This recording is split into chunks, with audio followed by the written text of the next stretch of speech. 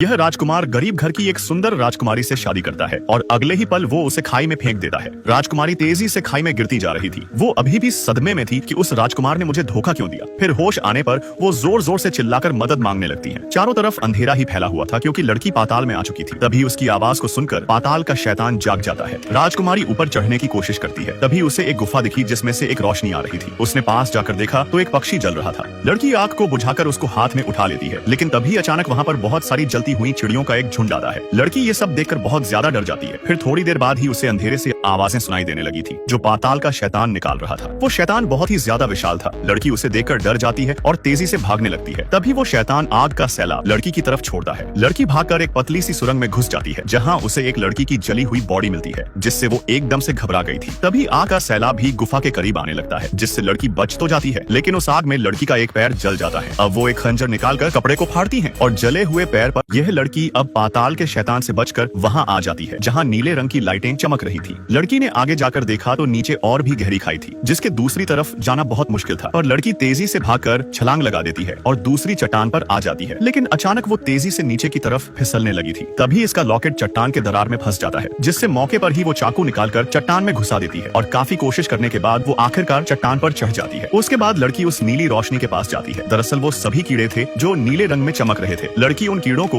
एक कपड़े में डाल लेती है क्योंकि यह कीड़े लड़की के लिए रोशनी का काम करेंगे। अब लड़की आगे की तरफ बढ़ने लगती है जहां उसे पानी का एक छोटा सा कुंड मिलता है। वो उस पानी को पीती है लेकिन उसका स्वाद बहुत ही बेकार था। तभी लड़की ने देखा कि ऊपर की बर्फ से एक एक बूंद पानी टपक रहा था। वो उसके नीचे खड़ी होकर पानी की बूंद को मुंह में डाल रही थी, लेकिन अचानक बर्फ तेजी से पिघलने लगती है और तभी पाताल का शैतान आकर आग से पूरी बर्फ को तोड़ देता है जिससे बचती हुई लड़की दूसरी सुरंग में आ जाती है जहाँ की दीवार पर कुछ लड़कियों के नाम लिखे हुए थे, यानी कि इससे पहले और भी कई लड़कियां इस गुफा में आई थी। अब यह लड़की जान बचाकर दूसरी सुरंग में चली गई थी जहाँ की दीवारों पर कई लड़कियों के नाम लिखे हुए थे, यानी कि कुछ लड़कियां भागकर इस गुफा में पहुंच गई थीं और मरने से पहले अपना नाम गुफा की दीवारों पर लिख दिया था। तभी लड़की ने देखा कि इसके जले हुए पैर पर वही चमकीले कीड़े चिपक गए थे। लड़की एक एक करके उन कीड़ों को हटाती है, लेकिन जब उसने ध्यान से देखा तो उसके पैर का घाव पूरी तरह से ठीक हो चुका था, जिससे लड़की हैरान हो जाती है। ये कीड़े किसी भी प्रकार के घाव को ठीक कर सकते थे। अब यह लड़की पाताल से बाहर निकलने के लिए आगे बढ़ती है। तभी उसने दीवारों पर देखा कि यहाँ से बाहर निकलने का एक मैप बना हुआ था। लड़की उस मैप को फॉलो करते हुए ऐसी जगह पहुंच जाती है जो बहुत ही ज्यादा कमाल की थी। उस पूरी जगह में नुकीले कांच के क्रिस्टल लगे हुए थे। अब लड़की इसी रास्ते से बाहर निकलने की ठान लेती है। तभी उसे वहाँ पर एक पुराना ताज मिलता है। वो ताज को नुकीले क्रिस्टल में फंसाकर ऊपर चढ़ने लगती है। धीरे धीरे वो लड़की काफी ऊपर तक चढ़ चुकी थी, लेकिन तभी पाताल का शैतान आ जाता है और लड़की ने जिस नुकीले क्रिस्टल को पकड़ा हुआ था